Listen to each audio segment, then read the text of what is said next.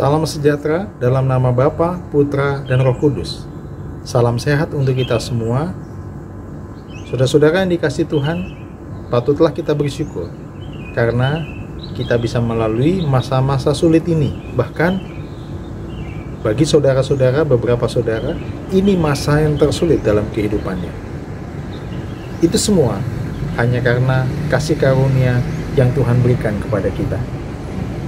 Pada kesempatan ini, kita akan merenungkan satu tema, mentalitas kasih karunia, yang didasarkan kepada pembacaan firman Tuhan Roma 3 ayat 24. Dan oleh karena kasih karunia telah dibenarkan dengan cuma-cuma, karena penebusan dalam Kristus Yesus. Saudara-saudara sekalian, betapa pentingnya sebuah mentalitas, kekuatan jiwa, kekuatan batin, dalam menjalani sesuatu, dalam menjalani keadaan. Mentalitas itu dibutuhkan. Dan kalau kita belajar dari tulisan Rasul Paulus, maka Paulus ingin menegaskan kepada para pembacanya, setiap mereka yang telah menerima kasih karunia perlu dibangun kehidupannya, perlu dibangun mentalitasnya, mentalitas kasih karunia. Saya memiliki 3 catatan. Apa itu mentalitas kasih karunia? Yang pertama, mentalitas kasih karunia adalah teduh. Apa itu teduh? Dia memiliki keteduhan batin. Seorang yang menerima kasih karunia, keselamatan dari Tuhan, hatinya teduh. Kenapa teduh? Karena dia tahu semua ini hanya karena anugerah Tuhan. Sola gratia. Semuanya hanya karena Tuhan. Apapun yang dialami hanya kasih karunia. Kekuatan kasih karunia. Kasih karunia Allah akan terus-menerus dinyatakan. Maka hatinya teduh. Dia bukan menerima keselamatan karena perbuatannya. Hatinya teduh. Yang kedua, teguh.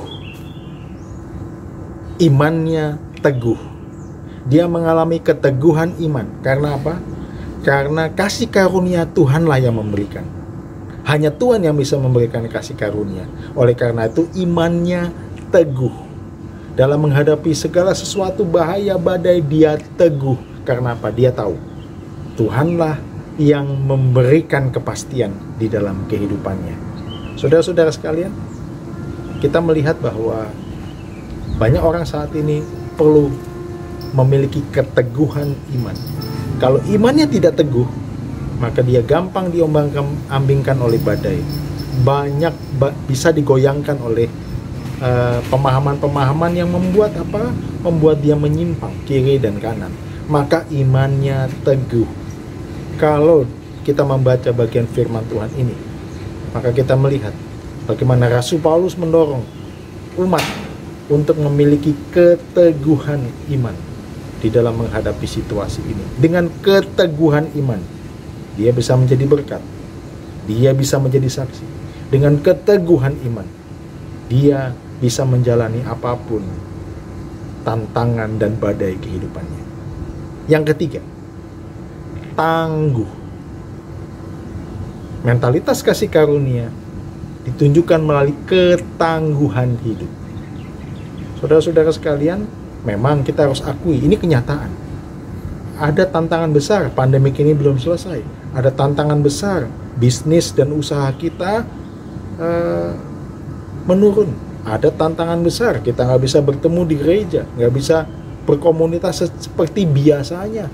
Ada tantangan besar, mungkin persembahan gereja menurun.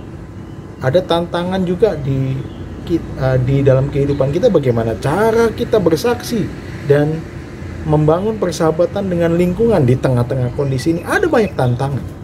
Tapi saudara-saudara sekalian, melalui mental kasih karunia ini, kita harus tangguh. Tangguh itu ditunjukkan melalui apa? Melalui kesiapan kita dalam menghadapi apapun keadaannya. Tetap jadi berkat. Jangan banyak alasan. Karena ini, karena itu. Maka kita memikirkan banyak alasan untuk kita tidak berkarya. Kita harus tangguh.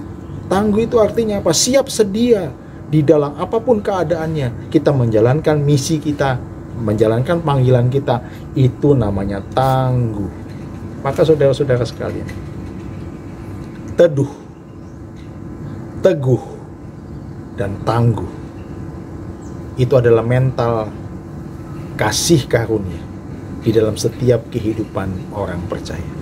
Jadilah teduh, jadilah teguh, dan jadilah tangguh di dalam kasih karunia Allah. Saat-saat ini adalah sebuah panggilan kita kepada semua kita, terutama jemaat GKI Klasis Bojonegoro, untuk kita tetap teduh, tetap teguh, dan tetap tangguh menjalankan misi Allah. Bahkan ini merupakan kesempatan yang paling baik untuk kita bisa berkarya demi kemuliaan nama Tuhan dan menjadi berkat bagi banyak orang. Kiranya Tuhan memberkati. Mari kita berdoa. Tuhan, pada kesempatan ini, biarlah kami punya mental kasih karunia.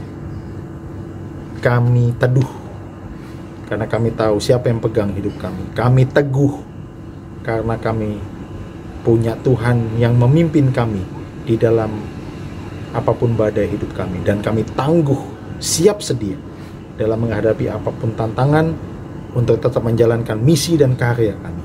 Terima kasih ya Tuhan. Bentuklah hidup kami dengan mentalitas kasih karunia ini. Di dalam nama Tuhan Yesus kami berdoa. Amin. Salam sejahtera. Dalam nama Bapa, Putra, dan Roh Kudus. Allah beserta dengan saudara di dalam perjalanan ini. Selamat juga menjalani masa-masa Raya Paskah. Tuhan memberkati.